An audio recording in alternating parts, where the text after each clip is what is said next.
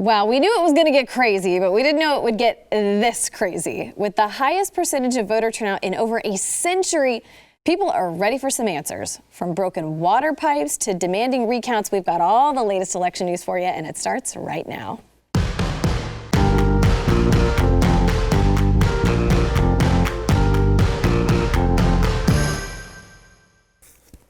Welcome to the news and why it matters this Wednesday. I'm Hillary Kennedy. I'm filling in for Sarah Gonzalez while she's on maternity leave. And boy, there was a lot of stress eating and stress online shopping. Maybe that was just me, but there were a lot of just stress eating, especially last night, because it was just a nail biter. And with me today to talk about all the details and everything that's coming out, Mr. Jason Buttrell, the chief researcher and head writer for Glenn Beck. Thanks for being here. Thank you. And then Mr. Steve Deace, host of the Steve Deace Show. You flew in for the election last night and then back with us here today. So thanks for being here. The election that will not end. Yeah, exactly. Well, that's definitely what I want to talk about first. How are you feeling about the election results as they're coming in? Angry. Consistently angry. Consistently frustrated.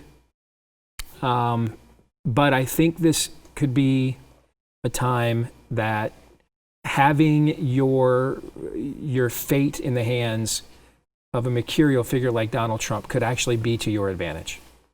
I think if what was going on right now with a typical Republican, even a really conservative one, a Mike Lee, a Ted Cruz, even somebody like that, that eventually, because they came up through this system, they would fight to the death. But their definition of fight to the death is going to be a little bit different than Donald J. Trump's. And I think eventually they'd give the Richard Nixon 1960 speech. We don't accept the results, but we have to move on, and unite as a country, which is what Nixon said in 1960, and consider what their future is. Nixon ran for governor unsuccessfully of California. That's not Donald Trump. And this may be a time where they've called Donald Trump now out into a street fight. And I think that he's far more comfortable in this environment than he is getting into the nuances of public policy and what's an individual mandate and a corporate mandate and what's birthright citizenship. And this is his game now. And it's a game of gaslighting and demagoguery, and he is a friggin' Jedi master and maestro at these things. So I would not write him off at all just yet. I will echo a little bit of what Steve said. I'm also angry. I'm also frustrated, really, because if you've watched this network, and if you're watching now, you probably do watch this network regularly, we've been talking about a lot of this stuff. And I hate to continue to harp on some of this stuff, but Glenn was talking about this thing that we've been trying to push into the GOP, this thing called the Transition Integrity Project. I've been following it today, and it's absolutely insane how things are lining up right now, and you can just read it line from line.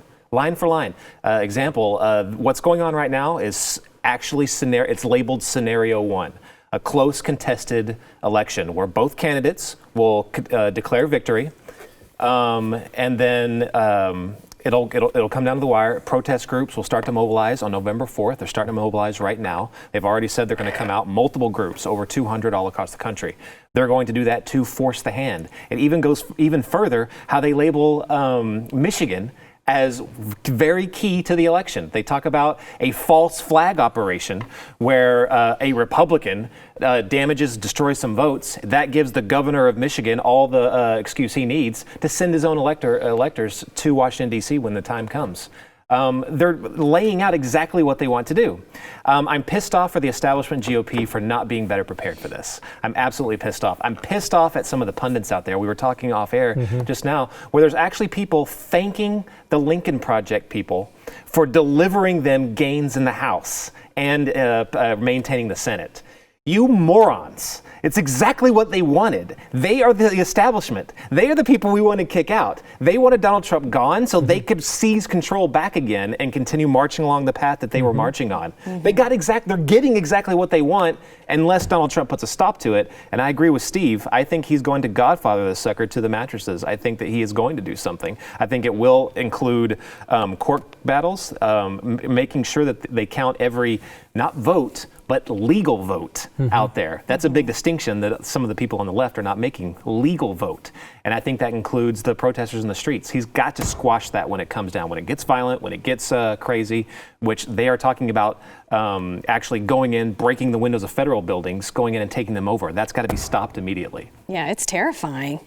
So, Steve, what's kind of the latest that you've heard on the election results?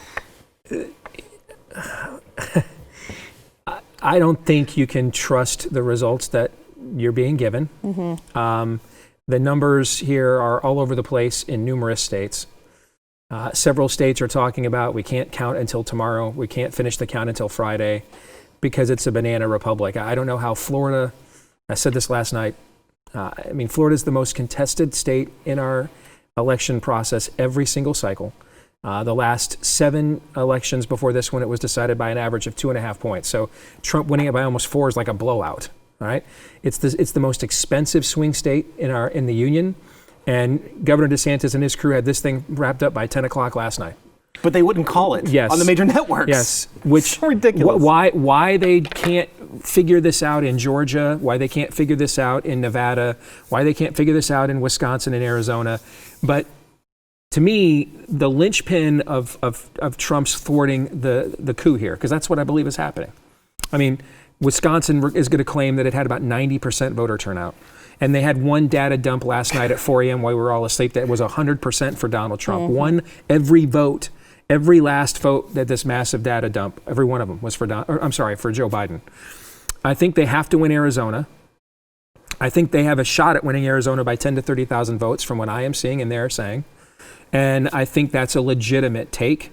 I think Fox News is back to the antics we saw last night with their voter suppression. The Trump campaign has clearly laid out the vote process by which they could win. Data Labs, which is a forecasting firm, said that they actually think the state is in line to be taken by Trump.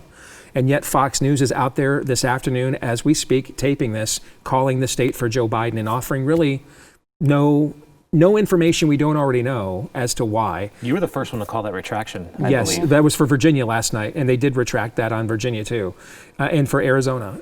You look at what happened with the governor there, he's saying there's hundreds of thousands of votes still out. So the reason Arizona is key is because if they win Arizona, then they've only got to pick off one of the Rust Belt states to get to 270. And I think it's going to be hard to win a multi-front war. It's like picking a land war in Asia. You know, Napoleon will tell you, winning a two-front war is difficult to do. If they can marshal all of their forces on Pennsylvania at that point, because they have a very sizable lead in that state as we stand today. If they can marshal all their forces there, then I do think they have a shot for sure to win that state and get to 270. I think if they can't hold Arizona and then they've got to, go state to state and island hop, basically, to use a historical term in the Rust Belt, then I think they're toast. I think winning Arizona is a key. You mentioned the chicanery that goes on in some of these things, and I would put this in the context. We're looking at both Michigan and Wisconsin, and I'm sure you've seen these graphs. When you see the graphs of how the votes were coming in, how they were looking, Republicans were making huge gains. Biden was just underneath him, just barely underneath him, but they were going up. Then all of a sudden, it just kind of comes like this. Yeah, it's a huge jump. And it's not only a jump, it's a straight line. Yeah. It's about the same exact time for both states. If you put them on top of each other, it looks almost exactly the same. I mean, if you can't get any legitimate information if you watch any of the mainstream networks out there, but if you go to some of the experts, I was watching some of the experts, some people that actually their job, they're polling officials. One guy was a polling official in New York that said that he actually was involved with recounts in New York. He said not only does that look kind of impossible, theoretically impossible, he goes, or hard to believe. He goes, it's absolutely impossible. Yeah, it is. There's no possible way it could spike directly up. That's exactly right. No way. I mean, there was 0 Trump votes, all Biden votes. Yeah. Somebody, ridiculous. First of all, you just would have had human error. Somebody would just fill out a ballot incorrectly. Right? Remember the Florida recount. Well, Pat Buchanan's name was next to Al Gore's, and people that thought they were voting for Al Gore really voted for Pat Buchanan, and that's why we need to count their votes as provision. Remember that debate? Yeah. You're going to have human nature or human error, and they didn't have one human error, 100% of ballots, all for him. For example, look at Ohio. Because when I see the lefty blue check mark saying, well, it's just like what happened in Ohio last night, Joe Biden was winning and then all of a sudden Trump was. That's not entirely the case. It's not the same thing. Joe Biden was winning. And then when they got to the portions of the state that were better for Donald Trump, you didn't see this. Yeah. You saw an escalating graph. You saw an escalating curve. Because we sat here with Ben Shapiro last night, and he brought up a point, hey, it looks like Trump's going to win Ohio, but he's going to win it by maybe half of what he won it, 4 years ago, so maybe that doesn't bode well in the Rust Belt. I remember we sat here with Ben Shapiro why he said that. Well, that's because at the time, his curve didn't go like this. It was going like this. By the time we got to the end of the night, Donald Trump basically won Ohio by exactly what he won it the last time, about 7, 8, 9 points. That's the way it works, guys. The idea that you're behind, and then eureka, the graph goes straight up in the air perpendicular. It works like that in Moscow. It works like that in Venezuela. For real. Yeah. It works like that in third world countries. That's where it works like that. We laugh at those countries when you see numbers like 90% turnout voting for Vladimir Putin or Chavez or Maduro. It does not happen. Especially, has there ever been an election? I could be wrong here. You'll know this probably, Steve. Has there ever been an election when the candidate has won both Florida and Ohio? It's only happened 1880 is when we got out of Reconstruction, and we got into the two-party era that we know today. So since 1880, only one time has a candidate won Ohio and Florida and not won the election, and that was Richard Nixon in the contested and challenged 1960 election, which a lot of people thought was the most corrupt election in American history. So with that history, you see how rare it is, 90% turnout in Wisconsin? Get the heck out of here. Right. Yep. There's been a lot of stuff going on in Georgia that people are like, what's going on here? The election results from Georgia's largest county, they were delayed after a water pipe burst in a room containing ballots. Boy, we didn't have Wuhan luck, we'd have no luck at all. God, by golly. Here's what's so crazy. They're saying the pipe burst will have zero effect on the results, but they're saying the definitive results won't be available until later this week. So if it didn't affect because the they ballots, need to see if Trump's going to win Arizona and hold his lead in Pennsylvania. Tell me what other reasons there might be. They need to see how many votes they need. Yeah, they need to see how many votes they need. Yeah, that's what's good. See, that's why they're marshaling a buddy of mine as part of the forces the White House is deploying to Pennsylvania as we speak. And that's what they're concerned is going on in Pennsylvania. We've got to hang out till Friday, see if Trump wins Arizona. How many votes do we need? And you can see more graph spikes. I'll tell you this, a guy whose opinion I trust as much as anybody on earth is our very own Daniel Horowitz. And he was adamant last night when he looked at the numbers of returns that they don't have the numbers in Philadelphia to overcome Trump's lead. Even with the turnout model that we're seeing right now, they don't have it. And so you just do it on Friday and you steal it. You come up with more, bags of votes that let you say, hey, we can pull this thing off. And you look at, you look at what happened in Virginia last night. That's just a story that's been memory hold, like the Las Vegas shooter. You had a story last night where Fox calls and all the networks call this for Biden right away. I'm on our network adamant, hey, I don't think Donald Trump's going to win Virginia. But when we're past 50% of precincts and he's up by like 300,000 votes, you got to let this thing play out a little bit more. So they go a little bit further, and then there's one of these, again, massive data dumps, and suddenly Trump goes up by 5 to like down by 4 points all of a sudden.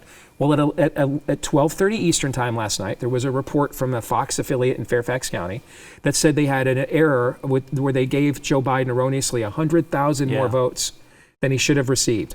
And then they didn't. And then when we signed off at 2 a.m. Eastern time here, or 3 a.m. Eastern time here last night, they still had not even updated the Virginia Secretary of State's website. What did they do all that time? Yeah. What did they do all of that time? How is it possible that it requires? Because here's what we know happened. We can all. This what I'm about to say is not debatable. We can debate whether it's innocent or not, but this is not debatable.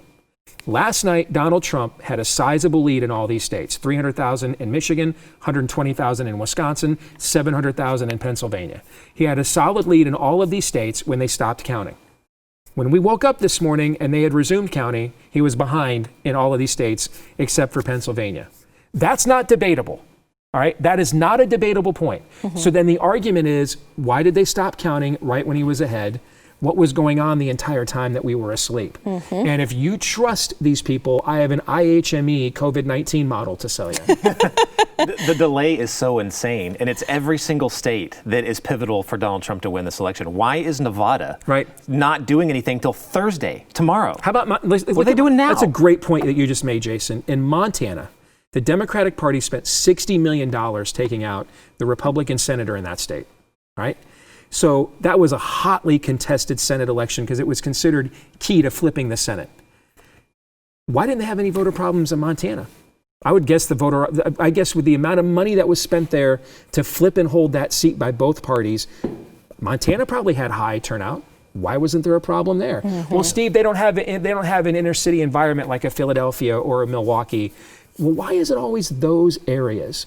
If you look at Wisconsin's turnout, they're basically claiming like 100% turnout in Dane County, which is the second largest county in the state. That's where Madison and the University of Wisconsin is. Like almost like 100% turnout. Right. Come on. To quote Joe Biden, possible. Come on, man. Well, and that that was in perfect unison. Yeah, that's why Trump is saying we're going to be going to the U.S. Supreme Court. We have a clip about it. Let's take a listen. This is a major fraud in our nation. We want the law to be used in a proper manner. So we'll be going to the U.S. Supreme Court. We want all voting to stop. We don't want them to find any ballots at 4 o'clock in the morning and add them to the list, okay? It's a very sad moment. To me, this is a very sad moment, and we will win this, and as far as I'm concerned, we already have won it. So that was from very, very early this morning. If he does take it to the Supreme Court, when will we know who is our president? Not for a while. I mean, they called Wisconsin today. We already know that they filed litigation about Wisconsin. So it doesn't matter even if they call. Yeah, there's going to be a recount in Wisconsin. Going to be a recount. And there was another, Michigan is another one where they've already initiated a court case as well. So I really don't know. I don't know how. Maybe we won't even need to know about those because if we find out about Arizona, if they finally somehow remember to count from, to count, right, they'll be able to get the results in. If they find out Nevada, that's pretty much done, right? Yeah. It's like the most 2020 thing that could happen, right? For this to just keep dragging on. All right. I mean, you're not reassured by putting your fate in the hands of the Chief Justice, who decided the term state exchange doesn't mean state exchange if it's a federal government coming in to set up your state exchange. Yeah. That a mandate isn't a tax, even when the Obama attorneys say that a mandate wasn't a tax, until you decide, yes, a mandate is a tax. That I don't know what a gender is. I don't know what a border is. Are you sure you're not comforted by leaving your fate in the hands of such a figure? Very secure in that, right? Indeed. With Roberts, he's likely to rule that we're in the Matrix. I wouldn't surprise me. Right. Okay, we got to go to break. We do have more to come, though. First, we want to thank our sponsor, Omega XL. Whether it's your back, your knees, your neck, or some shoulder pain, the underlying cause is likely inflammation, and you have to defeat inflammation or it can cause permanent damage. Backed by 35 years of clinical research, Omega XL attacks the inflammation that's causing your pain, and that's brilliant because pain relievers and topical rubs, they just mask the problem, but Omega XL neutralizes the inflammation that causes painful, stiff joints and muscles. And a doctor said, with my prescription pad, I can't write anything that comes close to doing what Omega XL does. So if you're suffering with aches and pains and stiffness, you need to try Omega XL. So let's get you started. Order Omega XL now and get a second bottle free. Visit omegaxl.com/news. That's omegaxl.com/news. Or you can call 800-844-4888. That's 800-844-4888. We'll be back in just a minute. The founder of the Young Turks lashed out last night at both Democrats and Obama. This was a pretty epic meltdown. His name is Cenk Uygur, He was, like I said, the founder of Young Turks. Boy, he really was upset that the Democratic Party failed to deliver on the blue wave that they've spent months and months and months boasting about. He said Democrats need to clear the way for non-moderate Democrats, pointing out that these results were far too close for comfort for him. And here's a clip. Get out of the way. Both Jake Tapper and Nancy Pelosi and all those and every editor at the New York Times has to get out of our way. Let us hit the Republicans in the face instead of playing patty cakes with them. How many elections are we going to get to a razor's edge with a monster idiot fascist like Donald Trump? One last thing, I swear to God I'm going to go to Ida, but one last thing on this, guys. Forget him being a racist, forget him being a fascist. The guy's IQ is lower than 70. He's an idiot. He's a total moron. And you couldn't figure out how to crush him in an election? Man, the corporate Democrats and the mainstream media suck at this. They absolutely, positively suck, and they brainwash smart people into compliance. He's agonizing. Is this an example of the left just kind of starting to turn on themselves? I mean, he lashed out at Obama too and was like, if we lose, it's also due to Obama not, getting his rear end up and campaigning the whole time instead of waiting till the very end. Well, he was part of the movement in the very beginning, and back in 2016, to establish Justice Democrats and that whole big left-wing populist uprising. He was part of that movement. He had the exact same, only even worse, when Trump won last time. It's gold. You should look it up on YouTube. But speaking of, he keeps on saying racist and fascist. Only a group from the left could name themselves after actual racists and fascists and get away with it. After genocidal murderers, but they get away with it. Only they could get away with this, by the way. I think, like I said, I think they've been part of this, this infiltration of the Democrat Party to switch them into, they want left-wing populism versus right-wing populism, and they think that they can beat us at that. This is only, I don't know, I'd like to say it only gets worse, although I don't know what you think about this, Steve, but it kind of seems like from my view that they're kind of losing at that. It seemed like there was amongst the country as a whole, it seemed to me like a rejection of everything he stands for. I don't know if they have that much to stand on, going towards those far left policies after this election. It just doesn't seem like there's a social contract for it. Mm-hmm. I had earlier today, I had people like all kinds of blue check marks come after me, from Trevor Noah on down on Twitter. And I asked a few of them in response a simple question: what's a woman? Because how would they answer that? What is a woman? How would you define your answer? And how's his name pronounced? I've never known all day. Jink. Jink. Okay. If he were here today, and to be a part of this conversation, I'd ask him two questions. Number one, what's a woman? And tell me how you would define that, number one. But then number two, what didn't they do that you wanted them to do? Your guy stood up and told the country, unabashed, without being prompted. 100 million people he told, unabashed, without being prompted, I want to end the oil industry, the number one industry in America. And 70 million people voted for him. What did you want him to do? Say, by the way, if you use oil in an internal combustion engine, we'll put you in a prison camp? I mean, what position? He applauded an 8-year-old, a mom mutilating your 8-year-old son to turn him into a girl.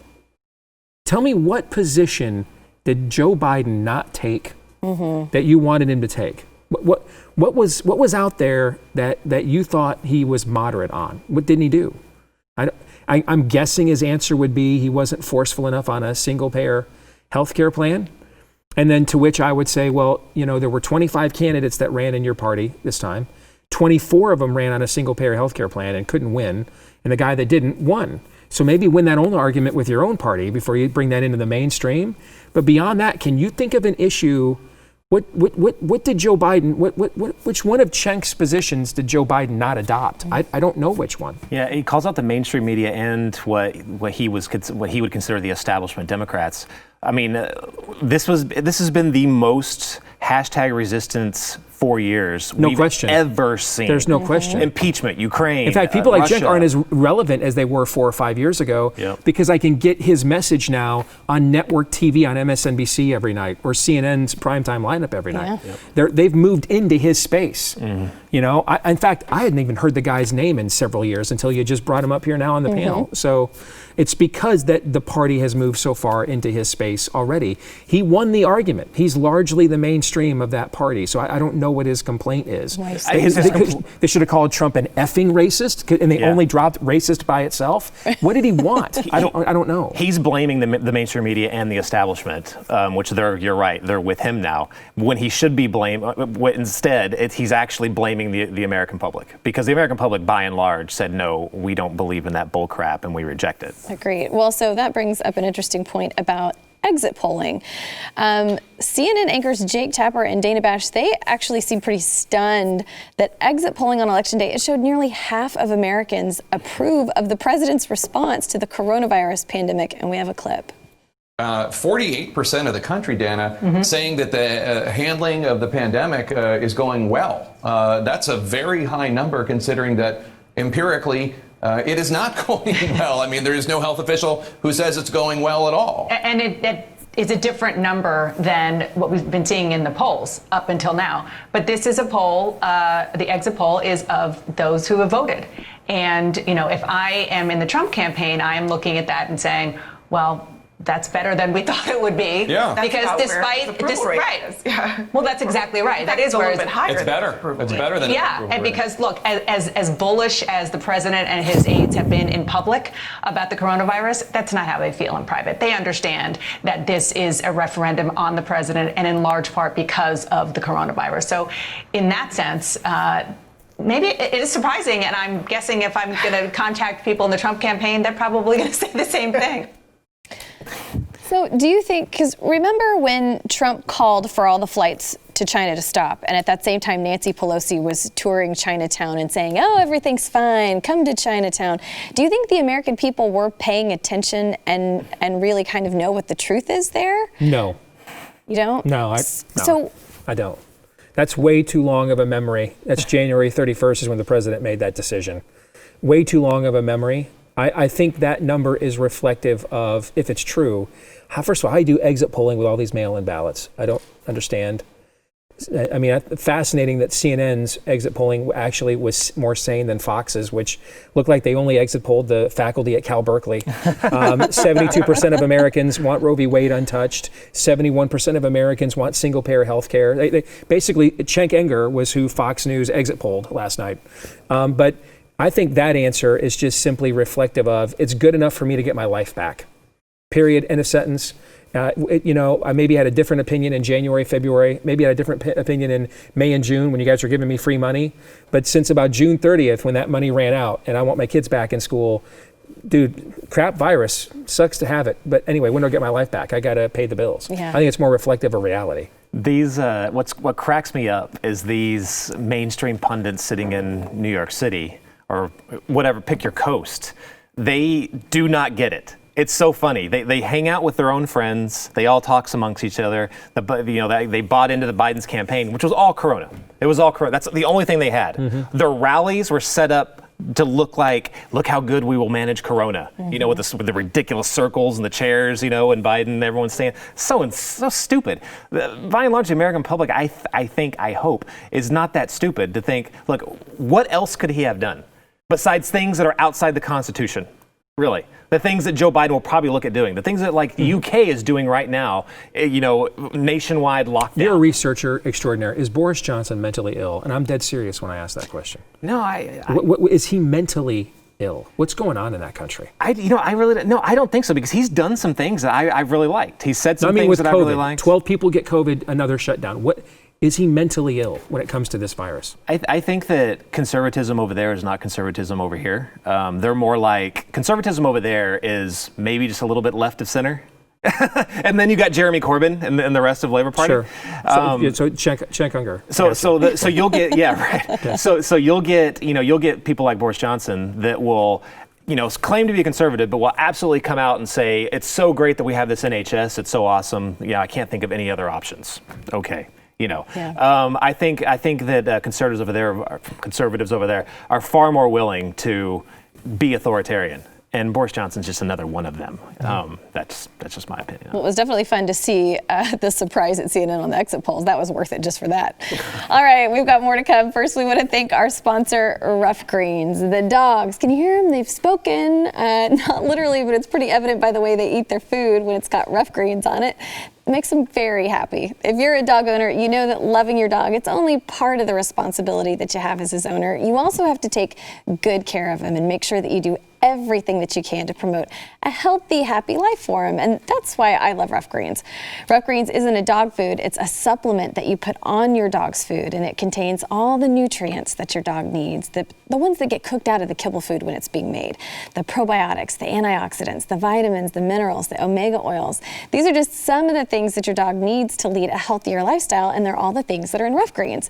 So get the Rough Greens Jumpstart bag today for just $14.95 and start the process of getting your dog healthier and happier. If you want to see your dog thrive again, just go to roughgreens.com/blaze. That's ruffgreens.com/blaze. We'll be back in a minute. We've heard a lot over the years about raising the minimum wage. Well, Florida voters approved an amendment to raise the state's minimum wage to $15 an hour over the coming years. This amendment was passed by just over 61%.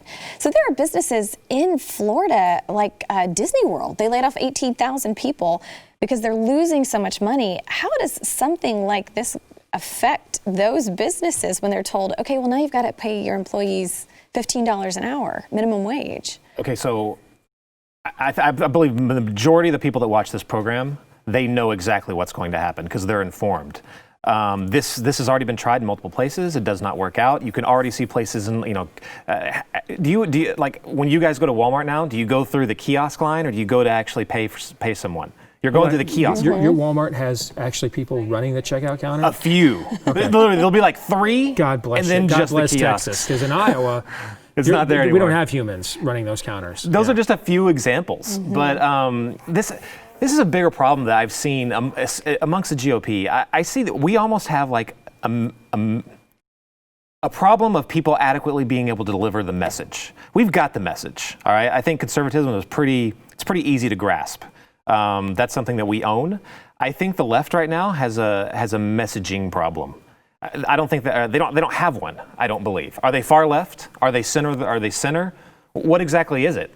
They've got a bunch of personalities out there that could be delivering it, but they don't know what the heck it is, and they can agree with each other what they want it to be.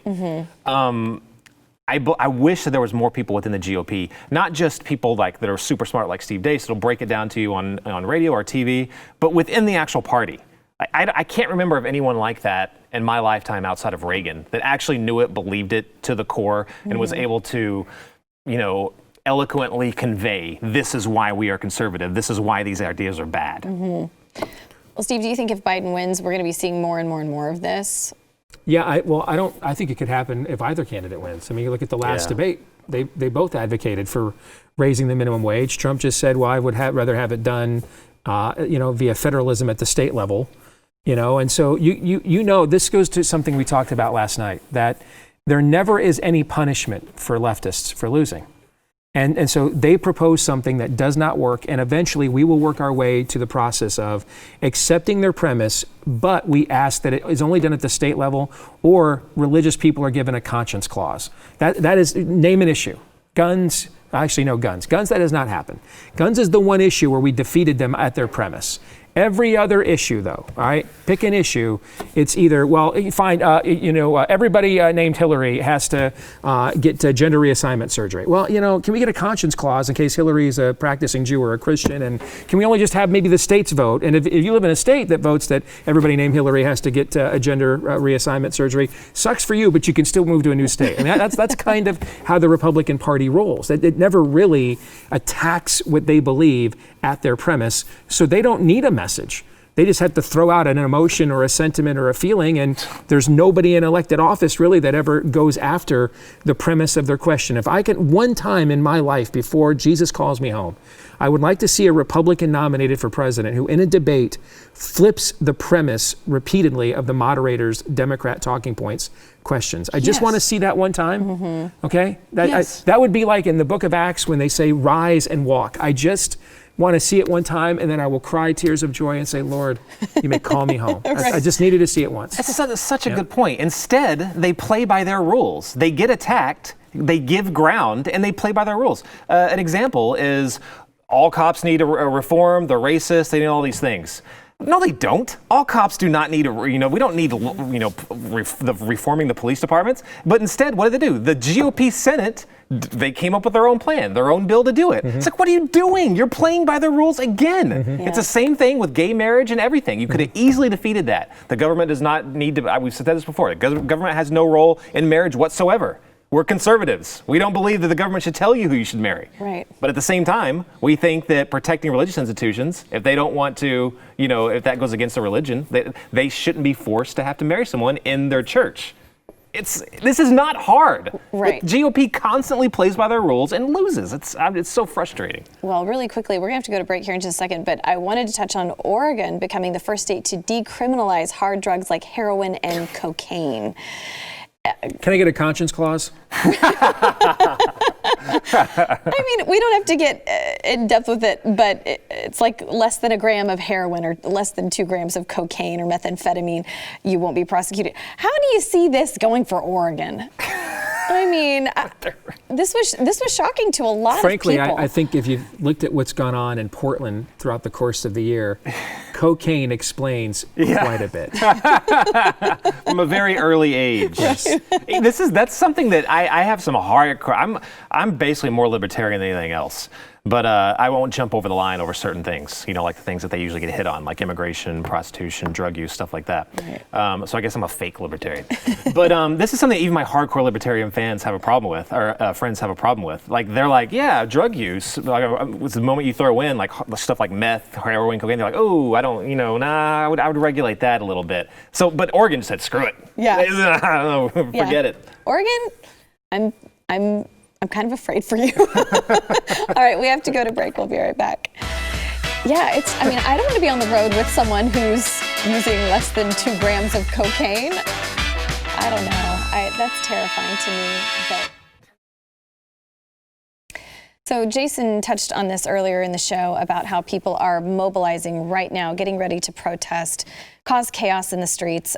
Seattle police arrested at least 8 suspects having a protest yesterday. They reportedly scattered nails along roadways in the city. They were marching through Seattle last night. They were arrested for pedestrian interference, obstruction, assault on an officer, reckless driving, criminal mischief. And then, in addition to that, Elijah Schaefer of BlazeTV, he documented the protest breaking out in Washington, D.C. last night, where thousands of people were protesting, mostly against Donald Trump. He documented what appeared to be Antifa members who were accosting members of the media. And actually, he had to evacuate and find a safe position after hearing from a liberal journalist that Antifa members were seeking to do him harm.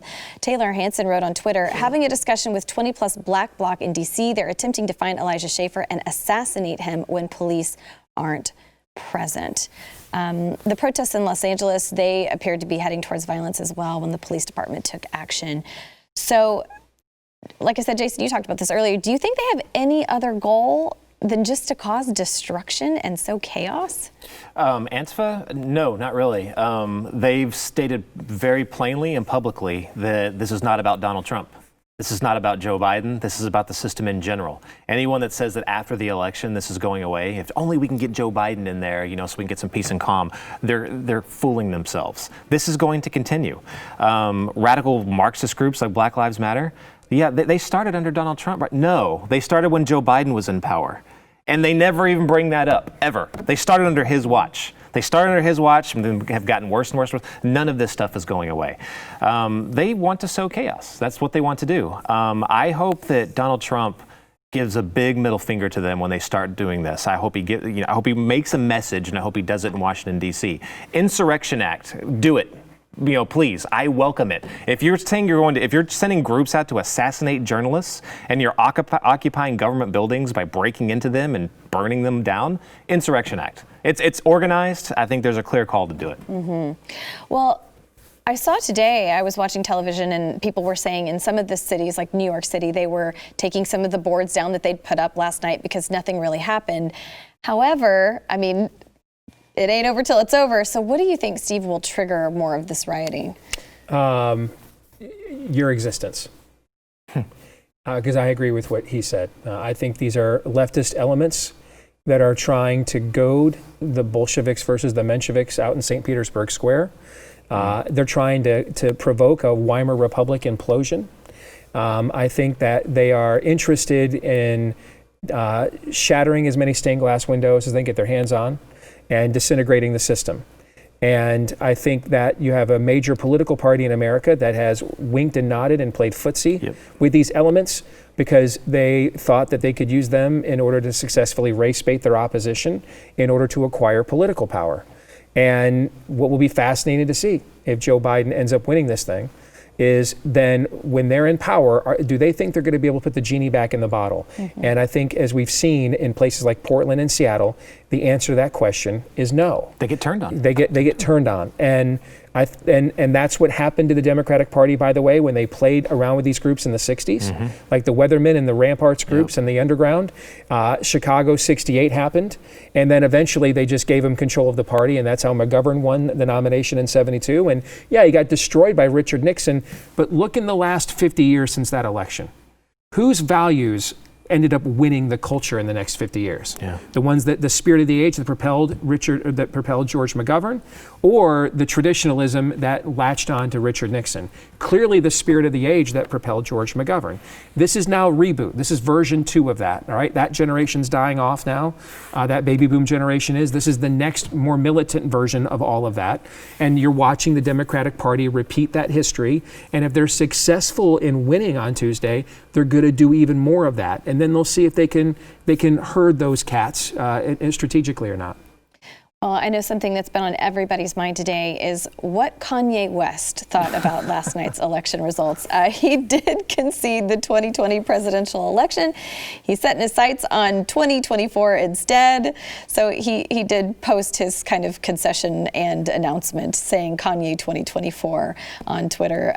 But before we got some of the results, he said, "God is so good. Today I'm voting for the first time in my life for the President of the United States, and it's for someone I truly trust, me." I can say someone I truly love. Yeah, it's the most Kanye thing that he could have written. Apparently 60,000 Americans voted for Kanye West, who ran as an independent. In Tennessee, this is where most of his supporters were, he got 10,188 votes. So, yeah. How disappointed do you think Kanye was? I don't know. I think he would have been more disappointed if it didn't boost his record sales, which I think that primarily is his prime motivation. Yeah. I think it's so funny is like the arrival of Donald Trump, the outsider. Everyone now thinks that they can be the outsider. Right. It doesn't matter who it is. Yeah. So, Kanye versus Eminem next election. Let's see how they do. Exactly. I just want to know, did his wife Kim vote for him? Because she didn't say yes or no on social media. She just said, "I voted." And that's a little awkward if you don't vote for your own husband. But hey. All right, we got to go to break. We'll be right back with our question of the day. Yeah, I mean, what do you do if you're Kim Kardashian? Do you vote for your husband who doesn't have a... What I love about our viewers is you're such optimists. We asked you yesterday, do you think we'll get the presidential election results tonight?